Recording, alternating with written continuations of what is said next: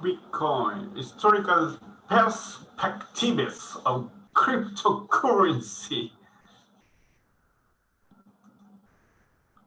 Muy buenas noches a todos los que nos ven en las redes sociales, ¿no? A todos nuestros amigos de Facebook, ¿no? Transmitimos en vivo para todos nuestros amigos de las redes sociales, amigos, amigas, ¿no? Y bueno, esta noche, ¿qué día estamos? Estamos día viernes 3. Estamos justamente transmitiendo mucha información, ¿no? Saludos a los que nos están viendo en esta noche. Más que todo información valiosa para nuestro cerebro, para nuestra mente, ¿no? Para mejorar algunas actitudes, algunos hábitos, ¿no? Hábitos. Bueno, el tema de hoy, ¿no? Vamos a hacer el análisis de un libro muy bonito que seguramente muchos de ustedes lo han leído o lo han visto o han escuchado sobre él, ¿no? Es sobre nuestro amigo Dale Carnegie, ¿no? O Dale Carnegie, ¿no? Vamos a apuntarlo acá en los comentarios como referencia, ¿ya? Nuestro autor es Dale Carnegie, ¿no? O Dale Carnegie, ¿no? Ahí está, muy bien. Saludos para Eusebio que nos está viendo. Muy bien, saludos. Estamos transmitiendo desde Lima, desde la UNI, ¿no? Desde la UNI Lima, Perú. Ahí estamos. Nuestro autor nos habla sobre el libro Cómo ganar amigos e influir sobre las personas, ¿no? Es un libro bastante interesante para poder, uno, ¿no?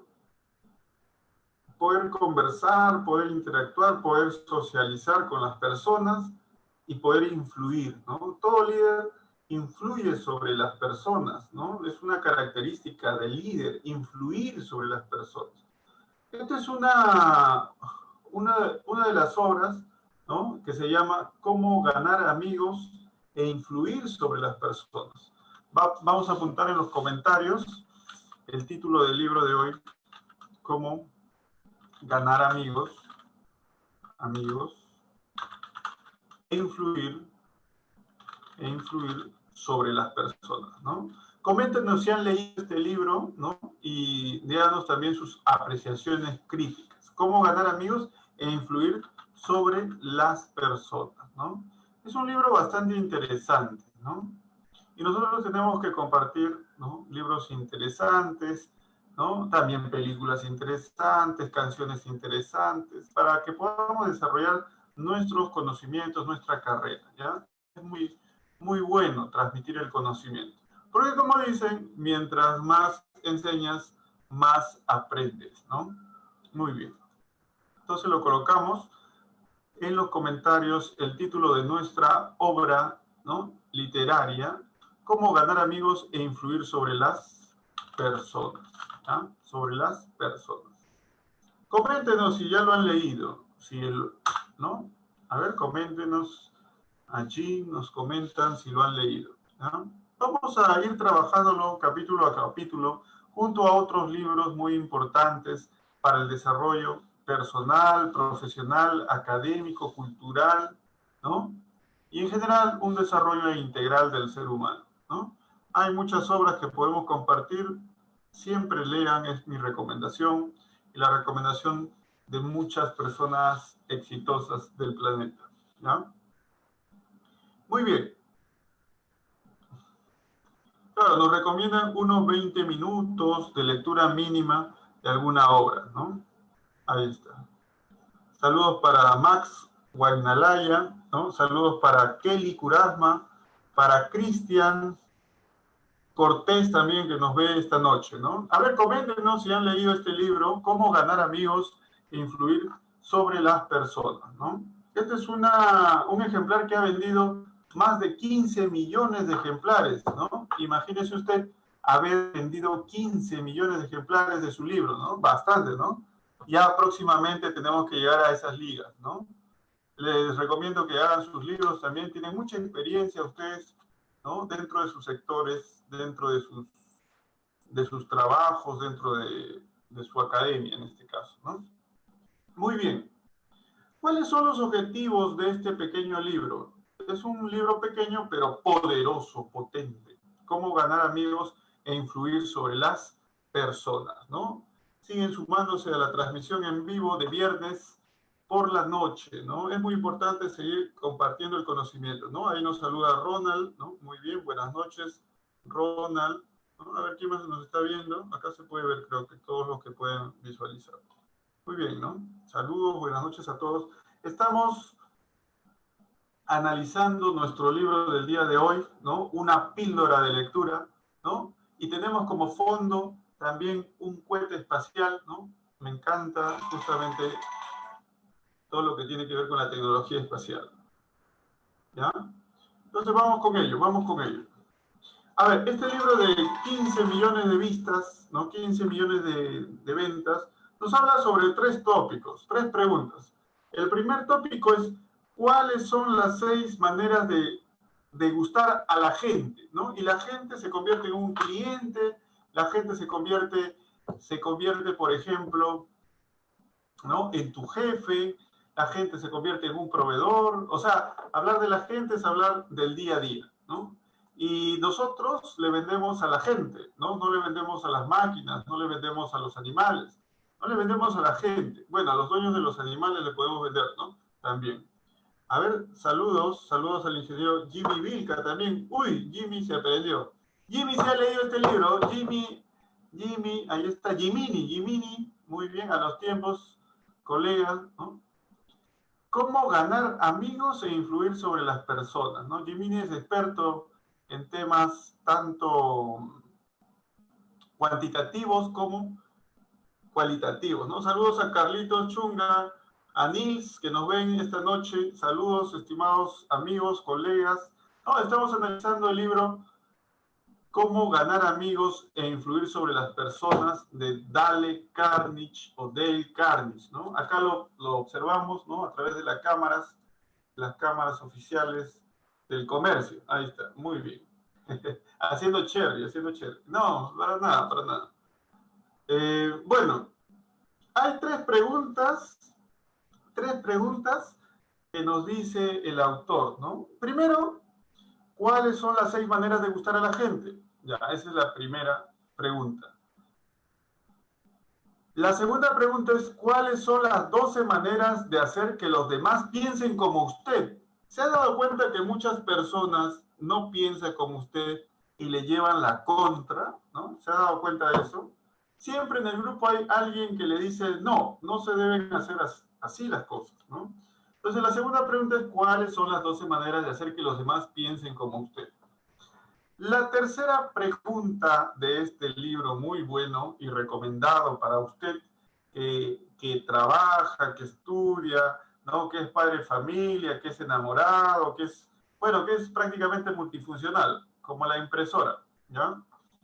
Es este pequeño librito. La tercera pregunta, ahí va, la lanzamos. ¿Cuáles son las 9 maneras de cambiar a los demás sin ofenderlos ni causarles resentimiento, ¿no? Muchas veces se resienten con una palabra y no es bueno, ya no es bueno, ¿no?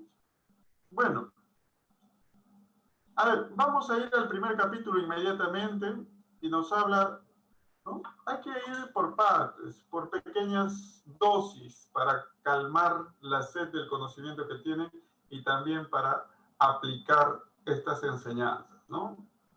A ver, la primera parte nos habla sobre la técnica fundamental para tratar con el prójimo. ¿Quién es el prójimo? El que está a tu costado, el que está a tu alrededor, ¿no? La persona con la cual vas a trabajar, la persona con la cual vas a vivir, la persona con la cual vas a generar proyectos, sueños, etcétera, ¿no? Tu socio, tu equipo de trabajo, ¿ya? Y vamos a analizar la primera parte de este documento muy importante del autor Dale Carnegie. Se llama, si quieres recoger miel, no des puntapiés sobre la colmena, ¿no? Vamos a analizar esta primera parte, que tiene como título, ¿no? Si quieres recoger miel, no des puntapiés sobre la colmena. Claro, ¿qué pasaría si usted golpea la colmena, ¿no? Encuentra una colmena y la golpea. ¿Qué pasaría? las abejas saldrían y las atacaría a su cara, a su rostro, ¿no? No sería bueno, no sería bueno. ¿Ya? Entonces vamos con ello, vamos con ello. Saludos a Mario Gómez Lucero, que nos está viendo, a Edith también, ¿no? Que está. Muy buenas noches a cada uno de ustedes. ¿Qué estamos haciendo? Estamos en una noche de lectura de viernes, de fiebre, de viernes por la noche, pero por la lectura. No vamos a bailar hoy día, ya va a haber momento para bailar, no se preocupen. También lo vamos a hacer, ¿ya? Entonces vamos con nuestro primer capítulo. El día de hoy, tipo narrador de cuentos, ¿no? Tipo narrador de cuentos. ¿Recuerdan el narrador de cuentos? Ahí está, sentado frente al fuego. Ahí está. Si quieres recoger miel, no des puntapiés sobre la colmena. A ver, vamos con la lectura, vamos con la lectura. No se duerma, no se duerma. El 7 de mayo de 1937, en la ciudad de Nueva York, ¿no? La ciudad de Nueva York presenció la más sensacional caza de un hombre jamás conocida en la vieja metrópoli. Al cabo de muchas semanas de persecución, dos pistolas, ¿no? Cromley, el asesino, el pistolero, que no bebía ni fumaba, se vio sorprendido atrapado en el departamento de su novia en la avenida West End. 150 agentes de policía, ¿no? Y pesquisantes pusieron sitio a su escondite del último piso. Horadando el techo, trataron de obligar a Cromley, el matador de vigilantes, a que saliera de allí. Por efectos del gas lacrimógeno, ¿no? O lacrimógeno. Luego montaron ametralladoras en los edificios vecinos y durante más de una hora aquel barrio, uno de los más lujosos de Nueva York, reverberó con el estampido de los tiros de pistola y el tableteo de las ametralladoras, ¿no? Un tiroteo había. Cromley, agazapado tras un sillón bien acolchado, disparaba incesantemente contra la policía. 10.000 curiosos presenciaron la batalla. Nada parecido se había visto jamás en las aceras de Nueva York. Saludos a Ángel también, que se conectó muy bien. Cuando Cromley fue finalmente capturado, ¿no? El jefe de policía Mulroney declaró que el famoso delincuente era uno de los criminales más peligrosos de la historia de Nueva York. Es capaz de matar, dijo, por cualquier motivo. Uy, no voy a hacer que nos atrapen. Pero, ¿qué pensaba, en este caso, dos pistolas Cromley de sí mismo? Lo sabemos, ¿no? Porque mientras la policía hacía fuego graneado contra su departamento, escribió una carta dirigida a quien le corresponda. Y al escribir, la sangre que emanaba de sus heridas dejó un rastro escarlata en el papel. En esa carta expresó Cromley: tengo bajo la ropa un corazón fatigado, un corazón bueno, un corazón que a nadie haría daño. Poco tiempo antes, Cromley había estado dedicado a abrazar a una mujer en su automóvil, en un camino de campo, en Long Island. De pronto un agente de policía se acercó al coche y le dijo: quiero ver su licencia. Sin pronunciar palabra, Cromley sacó su pistola y acalló para siempre al vigilante con una lluvia de plomo, ¿no? Lo mató, lo mató. Cuando el agente cayó, Cromley saltó del automóvil, empuñó el revólver de la víctima y disparó otra bala en el cuerpo, ¿no? Y este es el asesino. Y este es el asesino que dijo: tengo bajo la ropa un corazón fatigado, un corazón bueno, un corazón que a nadie haría daño, ¿no? ¿Usted le cree? Ahí está, saludos a Marcos, a Jonal, a Miguel, ahí está Miguelito, a Marcos. Muy bien. Cromley fue condenado a la silla eléctrica. Cuando llegó a la cámara fatal en Sing Sing, no declaró. Por cierto, esto es lo que me pasa por asesino, ¿no? Dijo esto: esto es lo que me pasa por defenderme. La moraleja de este relato es: dos pistolas Cromley no se echaba la culpa de nada, ¿no? No se echaba la culpa de nada, o sea, mataba sin piedad. Es estar, ¿no? Una actitud, o es esta una actitud extraordinaria entre criminales, ¿no? o es estar una actitud extraordinaria entre criminales? Si así le parece, escuche lo siguiente.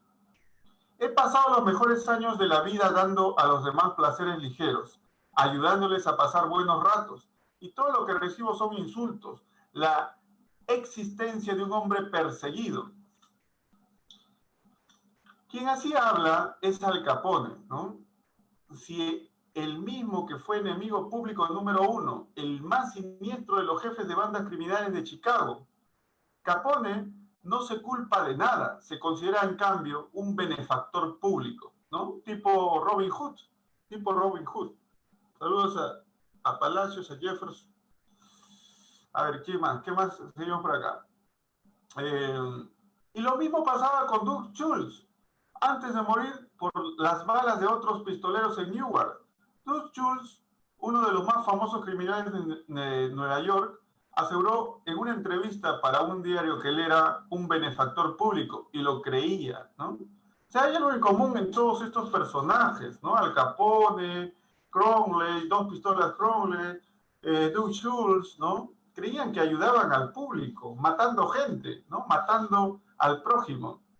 He tenido interesante correspondencia con el alcaide de Sing Sing, Mr. Laws, sobre este tema. Y según él, pocos de los criminales que hay en Sing Sing, ¿no? En la cárcel de Sing Sing, se consideran hombres malos. Son tan humanos como usted y como yo. Así raciocinan, así lo explican todo. Pueden narrar las razones por las cuales tuvieron que forzar una caja de hierro o ser rápidos con el gatillo. Casi todos ellos intentan, con alguna serie de razonamientos falaces o lógicos, justificar sus actos antisociales, aún ante sí mismos. Y por consiguiente, mantienen con firmeza, ¿no?, que jamás se les debió apresar, ¿no? O sea, estos personajes, ¿no?, estos presidiarios, tratan de justificar sus acciones, ¿no? Sí, Al Capone, Dos Pistolas Crowley, Doug Schultz, los hombres desesperados tras las rejas de una prisión no se culpan por nada. ¿Qué diremos de las personas con quienes usted, lector, o yo entramos en contacto, ¿no? El extinto John Wanamaker confesó una vez: hace 30 años he aprendido que es una tontería regañar a los demás. Bastante tengo con vencer mis propias limitaciones, sin irritarme por el hecho de que Dios no ha creído conveniente distribuir por igual el don de la inteligencia. Ahí está. Wanamaker aprendió temprano su lección. En cambio, si yo he tenido que ir a los tumbos por este mundo durante un tercio de siglo antes de que empezara a amanecer, en mí la idea de que 99 veces de cada 100 ningún hombre se critica a sí mismo por nada, por grandes que sean sus errores, ¿no? La crítica es inútil porque pone al prójimo en la defensiva y por lo común hace que trate de justificarse. La crítica es peligrosa porque lastima el orgullo tan precioso del hombre, hiere su sentido de la importancia y despierta un resentimiento, ¿no? A nadie le gusta que lo critiquen. El ejército alemán no deja que sus miembros formulen quejas y hagan críticas inmediatamente después de ocurrida una cosa. Tiene que ponderar y dejar que se enfríe su resquemor. Se les castiga si formulan protestas inmediatas. Bien sabe Dios que debería haber una ley así en la vida civil también. Una ley para los padres quejosos y las esposas regañosas y los patrones irritables y toda esa serie de personas que no hacen más que señalar los defectos ajenos. En 1000 páginas de la historia se encuentran ejemplos de la inutilidad de la crítica. Tomemos, por ejemplo, la famosa disputa entre Theodore Roosevelt y el presidente Taft. Por ejemplo, ¿no?, una disputa que dividió al Partido Republicano llevó a Woodrow Wilson a la Casa Blanca, escribió un nuevo capítulo en la Guerra Mundial y alteró la suerte de la historia. Recordemos rápidamente los hechos. Cuando Theodore Roosevelt abandonó la Casa Blanca en 1908, hizo presidente a Taft y luego se fue a África a cazar leones. Al regresar, censuró a Taft por su política conservadora, trató de ser ungido candidato a una tercera presidencia, formó el partido del Alce y estuvo a punto de demoler al republicano. En la elección que hubo después, William Howard Taft y el Partido Republicano vencieron solamente en 2 estados, en Vermont y en Utah, la derrota más desastrosa jamás conocida por el viejo partido. Theodore Roosevelt culpó a Taft, pero ¿se consideró culpable el presidente Taft? Claro que no. Con los ojos llenos de lágrimas dijo así: no veo cómo podía haber procedido de otro modo. O sea, siempre ha habido, ¿no?, elecciones en este caso, ¿no? ¿A quién se le ha de echar la culpa? ¿A Theodore Roosevelt o a Taft? No lo sé, francamente ni me importa. Lo que trato de hacer ver es que todas las críticas de Theodore Roosevelt no lograron persuadir a Taft de que se había equivocado. Solo consiguieron que Taft tratara de justificarse y reiterase con lágrimas en los ojos: no veo cómo podía haber procedido de otro modo, ¿no? O sea, algunas veces nos cegamos ante la crítica, ¿no? La crítica muchas veces hace que se generen guerras mundiales, ¿no? Y miren, los presidiarios, ¿no?, más ranqueados, ¿no?, y también los delincuentes más ranqueados, si ellos, ¿no?, no admiten la crítica, imagínese usted que no hace esos crímenes. ¿Usted admitiría una crítica para usted mismo? Creo que no. Creo que nadie admite una crítica. Aunque sí es bueno admitir la crítica. Sigamos. Tomemos otro ejemplo, ¿no? El ejemplo del escándalo de Teapot Dome Oil, ¿no? Fue un asunto que hizo clamar la indignación a los diarios del país durante años, conmovió a la nación entera, ¿no? Nada parecido había sucedido jamás en la vida pública norteamericana, al menos en la memoria contemporánea. Señalemos los hechos desnudos. Albert Fall, secretario del Interior del gabinete del presidente Harding, tenía a su cargo ceder en arriendo las reservas petroleras del gobierno en Elk Hill y Teapot Dome, unas reservas que se habían dejado aparte para su empleo futuro por la Armada. El secretario Fall no efectuó una licitación. No, señor, entregó directamente el contrato. Un negocio redondo, jugoso, a su amigo Edward L. Dogen. Y, a su vez, Dogen, al secretario Fall, un préstamo, según le placía llamar a esta, de $100,000. Luego, como la cosa más natural del mundo, el secretario Fall ordenó que las fuerzas de infantería de la Marina que había en la zona alejaran a los competidores cuyos pozos adyacentes absorbían el petróleo de las reservas de Elk Hill. Estos competidores, desalojados de sus tierras a punta de bayoneta, corrieron a los tribunales y destaparon así públicamente el escándalo de Teapot Dome, un negocio de $100 millones. Tal fue el clamor que la administración Harding, ¿no?, de $100 millones, ¿no? La administración Harding quedó arruinada. La nación entera se sintió asqueada. El Partido Republicano estuvo a punto de verse destruido y Albert B. Fall purgó su condena tras las rejas de una cárcel. Fall fue censurado crudamente, censurado como lo habían sido pocos hombres públicos. ¿Se arrepintió? ¿Se arrepintió Fall? ¿No? ¿Qué cree? Jamás se arrepintió. Años más tarde, Herbert Hoover dio a entender en un discurso público que la muerte del presidente Harding se había debido a la preocupación mental que sentía por la traición de un amigo. Cuando la señora Fall, ¿no?, oyó esto, saltó de su silla, lloró, mostró los puños a su destino y gritó: ¿qué? ¿Harding traicionó por Fall? No, mi marido jamás traicionó a nadie, ¿no? Todo el oro del mundo no alcanzaría a atentar a mi esposo a cometer un delito. Él fue el traicionado, a él fue a quien crucificaron. Ahí está. La naturaleza humana en acción, el malefactor que culpa a todos menos a sí mismo. Todos somos iguales, de modo que cuando usted o yo nos veamos inclinados un día cualquiera a criticar a alguien, recordemos a Al Capone, a Don Pistolas Crumley y a Albert Fall. Comprendamos que las críticas son como palomas mensajeras, siempre vuelan al nido. Comprendamos que la persona a quien queremos corregir y censurar tratará de justificarse, probablemente, y de censurarnos a su vez. O como el amable Taff de decir, no veo cómo podía haber procedido de otro modo, ¿no?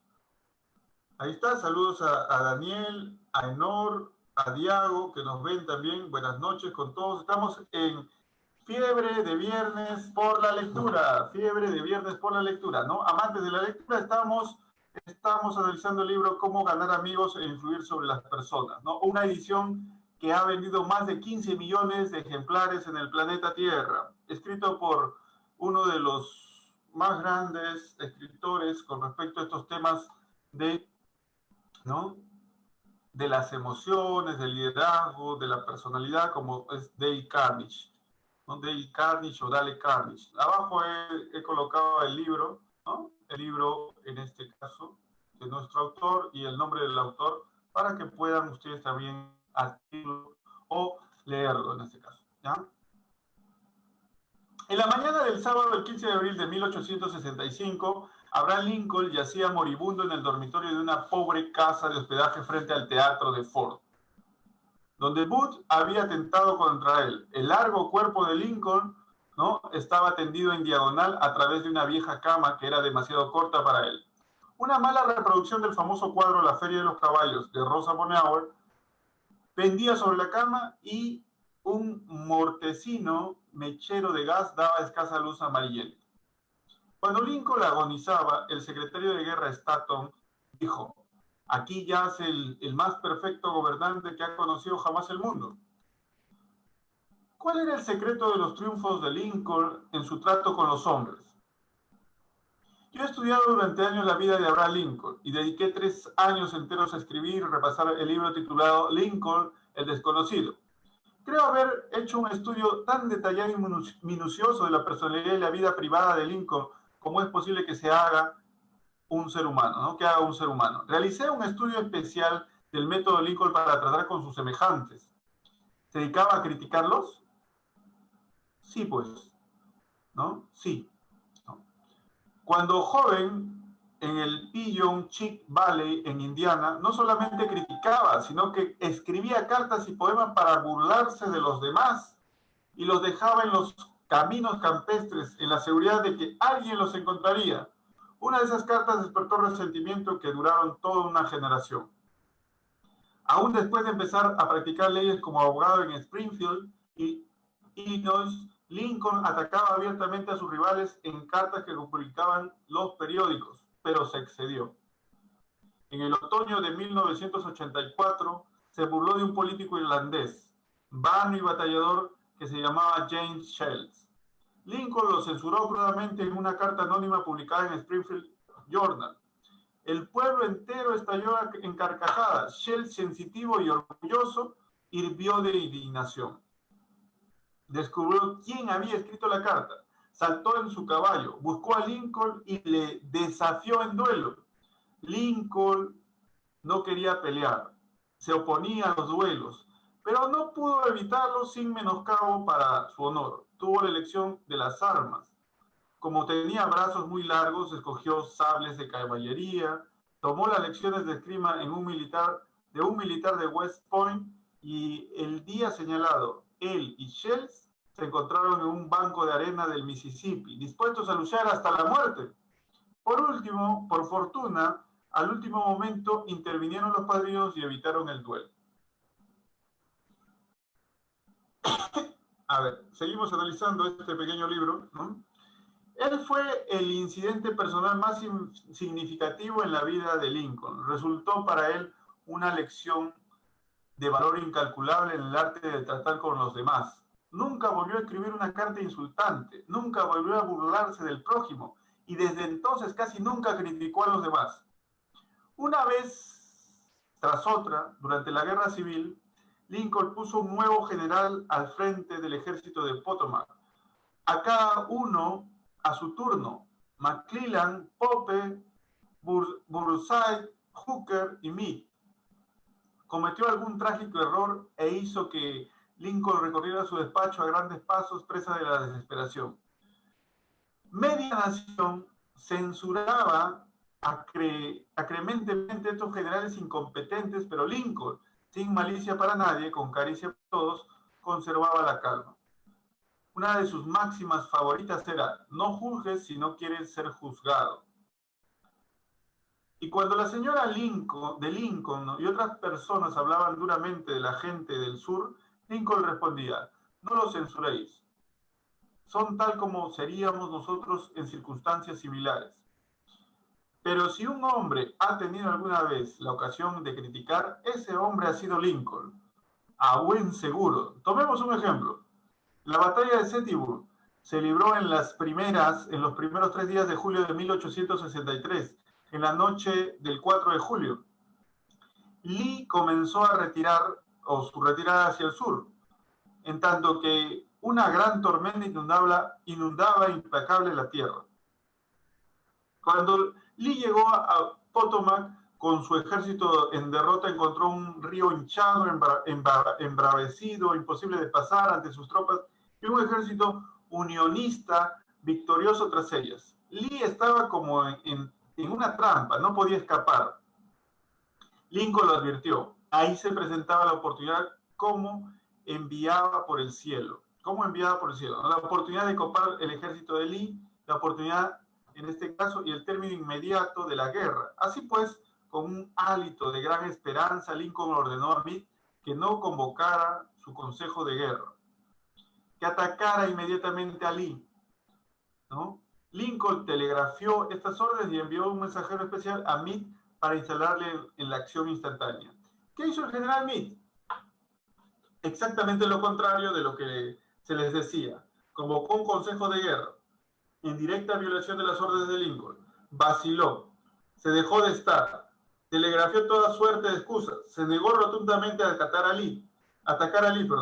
Por fin bajaron las aguas y Lee escapó a través de Potomac con sus fuerzas, ¿no? Lincoln estaba furioso. ¿Qué es esto?, gritó a su hijo Robert. Gran Dios, ¿qué es esto? Los teníamos al alcance de las manos, solo teníamos que estirarlas para que cayeran en nuestro poder. Sin embargo, nada de lo que dije o hice logró que el ejército avanzara. En estas circunstancias, cualquier general podría haber vencido a Lee. Si yo hubiera ido, yo mismo le podría haber derrotado. Con acervo de desencanto, ¿no?, Lincoln se sentó a escribir esta carta a Meade. Y recuérdase, en este periodo de su vida era sumamente conservador y remiso en su fraseología. De modo que esta carta, escrita por Lincoln en 1863, equivalía al reproche más severo. A ver, escuchemos su carta. Mi querido general, no creo que comprenda usted la magnitud de la desgracia que representa la retirada de Lee. Estaba a nuestro alcance y su captura hubiera significado, en unión con nuestros otros triunfos recientes, el fin de la guerra. Ahora la guerra se prolongará indefinidamente.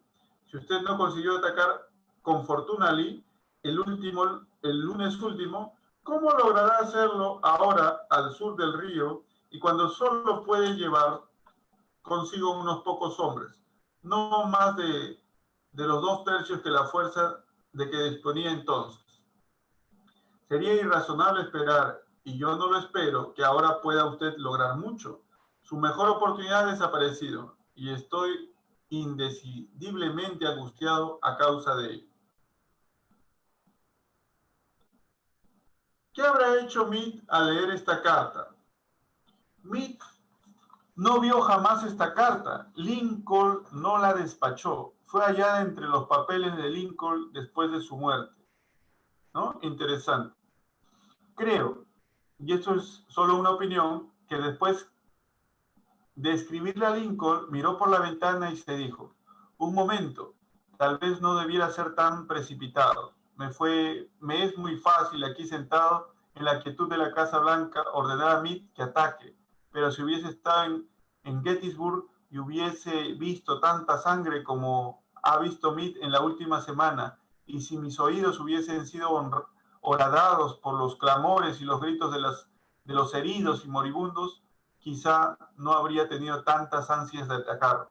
Si yo tuviese el tímido temperamento de Meade, quizá habría hecho lo mismo que él. De todos modos, es agua que ya ha pasado, ¿no? Que ya ha pasado bajo su puente.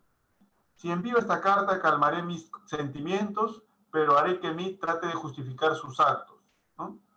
Haré que él me censure a su vez, despertaré resquemores, disminuiré su totalidad futura como comandante y le llevaré acaso a renunciar al ejército. Y Lincoln dejó a un lado la carta porque por amarga experiencia había aprendido que las críticas y los reproches acerbos son casi siempre inútiles, ¿no?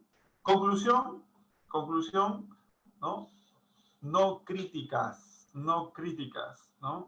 Ya que la persona que recibe las críticas siempre va a buscar una excusa, ¿no? Theodore Roosevelt ha dicho que cuando, como presidente, veía ante algún grave problema, solía reclinarse en su sillón y mirar un gran cuadro de Lincoln que había sobre su escritorio en la Casa Blanca y preguntarse entonces, ¿qué haría Lincoln si se viera en mi lugar? ¿Cómo resolvería este problema? Lo mismo podríamos hacer nosotros cada vez que tenemos el deseo de reprochar algo al prójimo. Pensar en Lincoln y cómo resolvería el problema, ¿no? ¿Conoce usted, ¿no?, a alguien a quien desearía modificar y regular y mejorar, ¿no?, estas emociones? Bien, espléndido. Yo estoy a su favor, ¿no? Pero, ¿por qué no empezar por usted mismo? Desde un punto de vista puramente egoísta, es mucho más provechoso que tratar de mejorar a los demás. Sí, y mucho menos peligroso. Entonces vamos a comenzar con nosotros mismos, ¿ya? Vamos a dejar de criticar y vamos a dejar también, en este caso, de colocar excusas, como los primeros delincuentes, ¿no? Cromwell, ¿no? En este caso, Al Capone, ¿no? Y Ford, ¿no? Cuando la lucha de un hombre comienza dentro de sí mismo o dentro de sí, dijo Browning, ese hombre vale algo, ¿no? La lucha está interna, es interna. Es probable que le lleve mucho tiempo perfeccionarse, después tómese un descanso y dedique la temporada siguiente a regular y criticar al prójimo. Pero primero perfecciónese a usted mismo. No te quejes de la nieve en el techo del vecino, sentenció Confucio, cuando también cubre el umbral de tu casa. Cuando yo era aún joven y trataba empeñosamente de impresionar bien a los demás, escribí una estúpida carta a Richard Harding Davis, autor que por entonces se destacaba en el horizonte literario de los Estados Unidos. Estaba preparando yo un artículo sobre escritores y pedí a Davis que me contara su método de trabajo. Unas semanas antes había recibido de no sé quién una carta con esta nota al pie. Dictada pero no leída. Me impresioné mucho. Pensé que quien escribía debía ser un personaje importante y muy atareado. Yo no lo era, pero deseaba causar gran impresión a Richard Harding Davis y terminé mi breve nota con las palabras dictada pero no leída. Él no se preocupe siquiera por responderme, ¿no? Me devolvió mi nota con esta frase cruzada al pie. Su mala educación solo es superada por su mala educación. Es cierto que yo había cometido un error y quizá mereciera el reproche, pero por ser humano me hirió. Me hirió tanto que 10 años más tarde, cuando leí la noticia de la muerte de Richard Harding Davis, la única idea que persistía en mi ánimo me avergonzaba admitirlo. Era el reproche que me había hecho. Si usted o yo queremos despertar mañana un resentimiento que pueda perdurar décadas y seguir ardiendo hasta la muerte, no tenemos más que hacer alguna crítica punzante. Con eso basta, por seguros que estemos de que la crítica sea justificada. Cuando tratamos con la gente debemos recordar, ¿no? Y acá viene la parte reflexiva de estas historias, ¿no? Esta combinación de historias de los presidentes de Estados Unidos. Cuando tratamos con la gente debemos recordar que no tratamos con criaturas lógicas, tratamos con criaturas emotivas, criaturas erizadas de prejuicios e impulsadas por el orgullo y la vanidad, ¿no? La crítica es una chispa peligrosa, una chispa que puede causar una explosión en la Santa Bárbara del orgullo. Y esta explosión apresura a veces la muerte. Por ejemplo, el general Leonard Wood fue criticado y no se le permitió ir con el ejército norteamericano a Francia. Ese golpe que le fue asestado a su orgullo abrevió probablemente su vida. Las críticas acerbadas hicieron que el sensitivo Thomas Hardy, uno de los más notables novelistas que ha enriquecido la literatura inglesa, dejara de escribir novelas para siempre. Las críticas llevaron a Thomas Chatterton, el poeta inglés, al suicidio. Benjamin Franklin, carente de tacto en su juventud, llegó a ser tan diplomático, tan diestro para tratar con la gente que se le nombró embajador norteamericano en Francia. El secreto de su buen éxito: no hablaré mal de hombre alguno, dijo, y de todos diré todo lo bueno que sepa, ¿no? Entonces, hablemos de las cosas buenas de cada uno de los hombres, ¿no? Esta es la lección del día de hoy, ¿no? Cualquier tonto puede criticar, censurar y quejarse, y casi todos los tontos lo hacen. Pero se necesita carácter y dominio de sí mismo para ser comprensivo y capaz de perdonar. Un gran hombre, aseguró Carlyle, demuestra su grandeza por la forma en que tratan a los pequeños. En lugar de censurar a la gente, tratemos de comprenderla. Tratemos de imaginar por qué hacen lo que hacen. Eso es mucho más provechoso y más interesante que la crítica. Y de ello surge la simpatía, la tolerancia, la bondad. Saberlo todo es perdonarlo todo, ¿no? Saberlo todo es perdonarlo todo. Ya dijo el doctor Johnson, el mismo Dios, Señor, no se propone juzgar al hombre hasta el fin de sus días. Entonces, ¿por qué hemos de juzgar usted o yo? Listo, terminamos el capítulo, ¿no? El capítulo 1 de este pequeño libro y vamos a hacer la retroalimentación, el feedback de este primer capítulo. ¿Cómo se llama el libro? Cómo ganar amigos e influir sobre las personas, ¿no? El arte de hacer que hagan las cosas sin molestar, ¿no? Entonces, el primer punto, cuando alguien cometió un error, siempre se va a excusar. Siempre. ¿Ah? Siempre. Si los delincuentes que matan a las personas se excusan, imagínese usted que no es delincuente, ¿no? Con mayor argumento podría excusarse, ¿no? Por otro lado, las críticas no son buenas, pueden generar una guerra mundial. Es mejor callar, es mejor analizar, es mejor, ¿no?, buscar las cosas buenas de esa persona. Segunda lección, ¿no? Entonces, estas dos lecciones nos van a permitir, ¿no? Nos van a permitir a nosotros influir sobre las personas. No lo critiques, ¿no? Háblales sobre lo que ellos conocen, lo que ellos dominan, ¿no? Ahí ya estás influyendo sobre su posición, ¿no? Segundo, ¿no? No busques la sin razón, ¿no? Imposible, imposible de que alguien admita su error. No lo va a admitir. No busques, ¿no?, que lo admita. Escúchalo, ¿no? Escúchalo.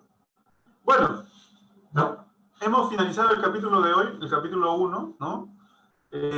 No hay que, como dice, ¿no?, nuestro libro, no pateemos, ¿no? No pateemos la colmena en este caso. Si quieres recoger miel, ¿no? Si quieres recoger miel, no des puntapiés sobre la colmena. No critiques, ¿ya? No escúchalo. Entonces tendremos que, aunque podemos estar en desacuerdo también, ¿no? En ese sentido. Somos amplios en ese sentido. Bueno, hasta aquí nos quedamos en el programa de hoy, ¿no? Viernes, fiebre de viernes por la lectura. Nos vemos. Descanse. Hasta mañana. Aunque podemos estar en desacuerdo también, ¿no? En ese sentido.